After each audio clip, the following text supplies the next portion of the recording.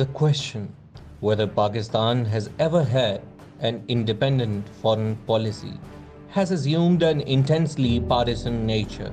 In a polarized environment, it is important to consider some facts to set the record straight. The historical record testifies that over the decades, successive governments acted to protect Pakistan's core interests and defied external pressure to adopt policies contrary to our national interests. Continuity and consistency have been the hallmark of the country's foreign policy through civilian and military governments alike. Examples abound of how Pakistan adopted an independent line when its interests dictated. Those ignorant of this denigrate the country when they say Pakistan only did what foreign powers wanted.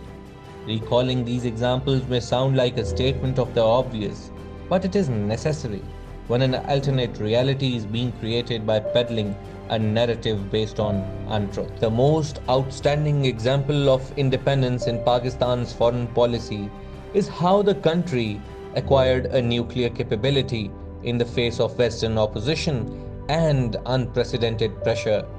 The quest for a nuclear capability was encapsulated in Zulfikar Ali Bhutto's much-cited remark that if India built the bomb, we will eat grass, even go hungry, but we will get one of our own. It was a challenging journey with innumerable obstacles along the way. From being America's most allied ally, Pakistan became its most sanctioned friend. The more pressure mounted on Islamabad, the greater was the determination to stay firm and accelerate the program. No government caved into coercive pressure, an unequivocal display of independence in our foreign policy.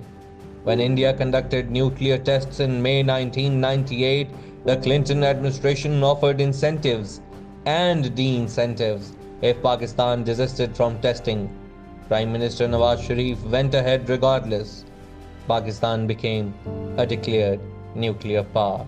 Recent illustrations of Pakistan standing up to sustained pressure are found in the uneasy Pakistan-United States relationship during the 20-year war in Afghanistan. A war Islamabad counseled Washington not to wage in early exchanges following 9/11.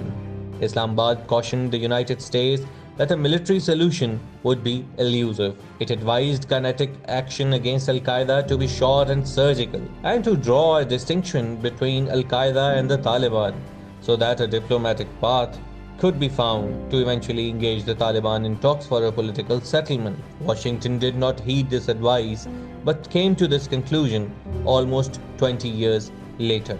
Even as Pakistan came under pressure to do more, it never shied away from urging a negotiated end to the war.